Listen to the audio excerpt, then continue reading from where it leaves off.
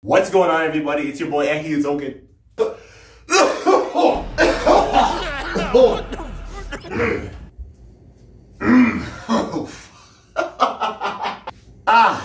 That's crazy.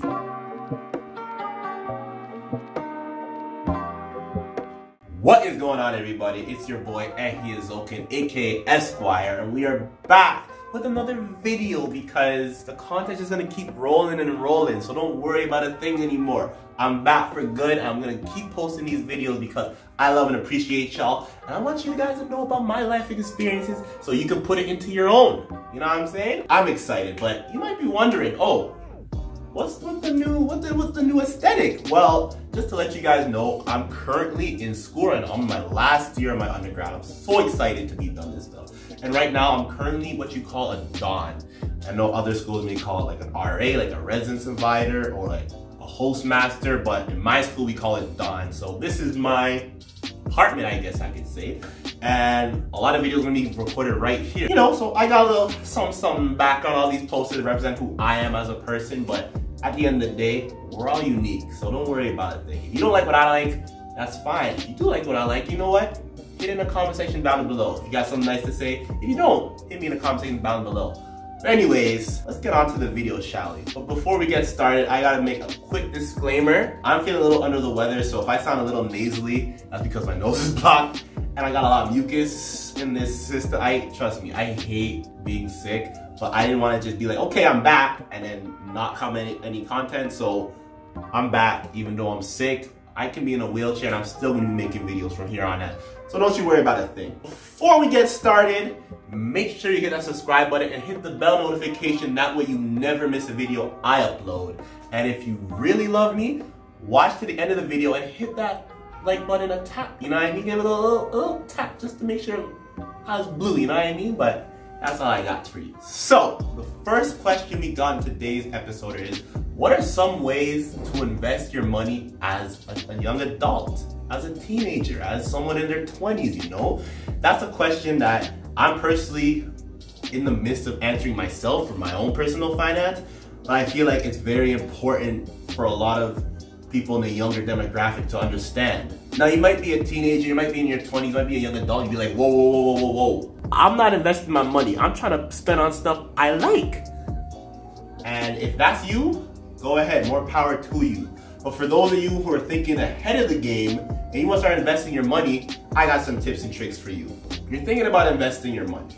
You're thinking, okay, I got a good pool in my savings, but I want it to grow. I want my money to work for me, because that 9-to-5 life after school, that's not really for me. Yeah, I can work it a little bit just to get my funds up, but at the end of the day, I want to be retiring nicely and comfortably, knowing I don't want to worry about no bills, no expenses, no taxes like that. I just want to live peacefully.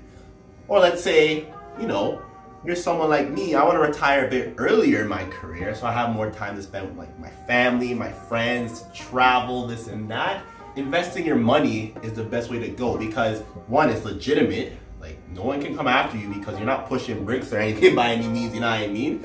And two, it's your money and you can control how you want to invest it. So let's say you're not really into stocks, you want to be more of a passive person, you can invest in some index funds. Or let's say you're more tolerant to risk, you can go into the stocks route. Or maybe you're not feeling so hype on investing, you just want to just put some money, let it go. Maybe you can invest in some bonds. Those are some different options. But the question is, what are some ways to invest money in your 20s right now? Let me give you some tips and tricks about them. In order to talk about how to do it, let me tell you a bit about how I'm doing it currently. So right now, over the past year, I've been really into trying to learn how to generate different streams of income because yeah, working a corporate job or working a job in general, that's only one stream. And you see all these videos online on YouTube, different articles like, oh, all these millionaires, they got like 3, 4, 5, 6, 7 different streams of income. And it's like, okay, as a 20-year-old, I'm like, really? Like, I don't got that at all. Like at most, I'm working co-op jobs from my school. Yeah, I'm making a little bit of money, but nowhere near to be making different streams of income for myself. So I'm just like, how do you even do that? So here's what I try to do. One, the first thing I think is most important, if you want to start investing, you actually got to go the opposite route. You got to clear out all your debts.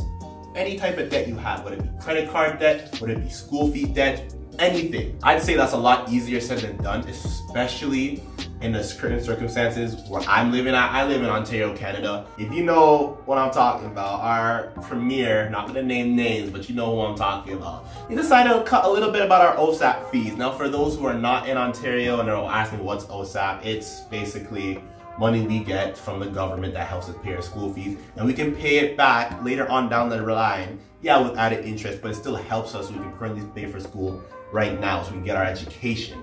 Now, our current premier, you know, he decided to cut back on a little bit of the OSAP funding, so it's harder.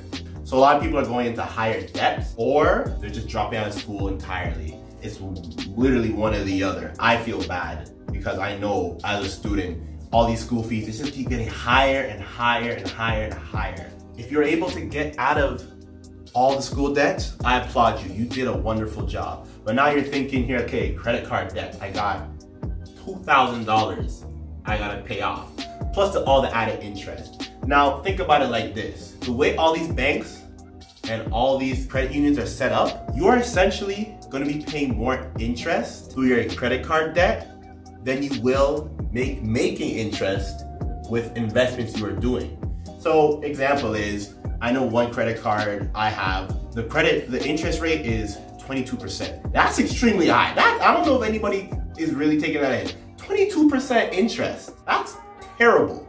Now let's say for one GIC I have, I'm gonna talk about GIC a little bit later. One GIC I have, the interest rate is about 2%. So you got 22% and 2%. That doesn't make any sense. Why would I go put my money into investment? I'm only making 2% interest. On the other hand, I have to give up money, pay off debts that have 22% interest. That's crazy. So I would say the moral of that story is get rid of all your debts. Just get rid of them, all of them. Okay, so now that you got rid of all your debts, what next? How do you invest your money? So there's a couple things you can do. So here's the safest option I recommend to everybody. Once all your debts are cleared, you're starting from ground zero, I would say to open up a TFSA account. Now for all my American viewers, that is known as a Roth IRA account. So a TFSA account or a Roth IRA account, that basically means is that it's a tax-free savings account. That entails that all the money you put in is tax-free. And what I mean by tax-free is that when you get your check or your income through your direct deposit or whatever, the government already took their portion of taxes. That means whatever you get in your bank account, you don't have to pay any more taxes. So you're free to do with that money whatever you please. That is what's known as disposable income. Now you see with disposable income, you can literally splurge on anything. You see that fancy watch you want to get? Go ahead and cop it. Yo, you see that car you've been wanting to see? Go ahead and cop. I mean, you know what? Don't cop a car if you're still in school, because that's the worst financial advice. Don't cop a car while you're in school, because let me tell you, paying for insurance, paying for maintenance, while paying for school fees, just don't do it. But what I'm trying to say now is for disposable income, it's yours to spend. So what you want to do, you want to pay yourself first, put a portion of that into a TFSA. Now I know a lot of banks, they do this nowadays, where you can set up your account to automatically pull out money going into your TFSA. Therefore, you don't even have to think about it. You just open up your online bank and you see, oh, okay, an extra X amount of dollars got put in my TFSA. Don't have to think about it. Now the TFSA that's really good for trying to get started with investing your money is that it compounds semi-annually, which means it's gonna compound in interest twice a year. So that way, it's gonna compound by the end of June and also by the end of December, usually, depending on the bank and what services they provide. But that's why you have to go to see it for yourself and research that. I'm just talking off my own experience. That is a good safety net to start off with because it's very, very minimal risk and you don't have to worry about it. It's essentially just a savings account with a decent interest rate, so you're gonna be making money over time. Now think about it like this. You're 20 years old, you just open your TFSA account and you want to start putting money into it. Let's say you want to put $50 every 2 weeks, bi-weekly. Every 2 weeks you're putting in $50. Now at the end of the year, you're gonna have $1,300 saved up. Now let's say the interest that compounds yearly on your TFSA account is 3%. Just for example purposes. So with that 3% interest on top of the money you've already been saving, you're gonna get an extra $18.65. Now, I know what you're thinking. It may not sound like a lot, but you have to think about it long term. So if you put in $50 every 2 weeks for 40 years on 3% interest compounded yearly, you'll have approximately $99,428. And the best part is, over $47,000 will be just interest that's been compounded throughout the years. $47,000. That's some people's salaries. Now I know, yeah, 40 years is a long time, but think about what you can do with almost $100,000. I mean, you can travel, you can buy fancy things you want, all because you were wise when you were younger and you decided to start investing early. Now that's just a TFSA. Another safe route we can go as a young adult, you know, someone in their teenage years, their 20s, what I would suggest is to go into a GIC. So a couple of these I got open and, you know, making that interest for me is called a Guaranteed Investment Certificate, aka a GIC. So you're wondering, what the heck is a GIC? Let me explain to you. So a GIC is fairly simple. It's another form of investment. It's very minimal risk. And the point of a GIC is that no matter how much money you put in, you are guaranteed to make a return on that investment. So let's say you put $1,000 in, you are guaranteed to make interest on top of that $1,000. So now the best part about GICs is that you don't have to worry about fluctuations in the economy or in the market. The bank will cover you for that. So all you gotta worry about is putting your initial investment in, selecting what type of GIC you wanna do, and just watch your money grow. Now, the cool thing about GICs is that there's multiple options, not just one set GIC. You can do a 3-month GIC, a 1-year GIC, and even a 5-year GIC. Obviously, the longer the GIC is, the greater the return you're gonna get. When you're trying to figure out what GIC you wanna do, you gotta think, do I wanna be able to get access to my money and make it liquidable as fast as possible? Or do I just wanna keep it there for about 5 years and let it grow so I don't have to worry about it until the 5-year mark hits? So those are a couple things you can do to start investing your money as a young adult. I hope you take some of those in consideration. And obviously, just to clarify, I'm not a financial advisor by any means. These are just things based off my experience that I wanted to share with you guys, just in case you want to start thinking about, oh, how do I make my money grow as a young person? Because as a young person, this is the perfect opportunity to start thinking about how to create a different source of income, or how to grow your money, how you make your money work for you. Because at the end of the day, you don't want to be a slave to the money. You want the money to be a slave to you.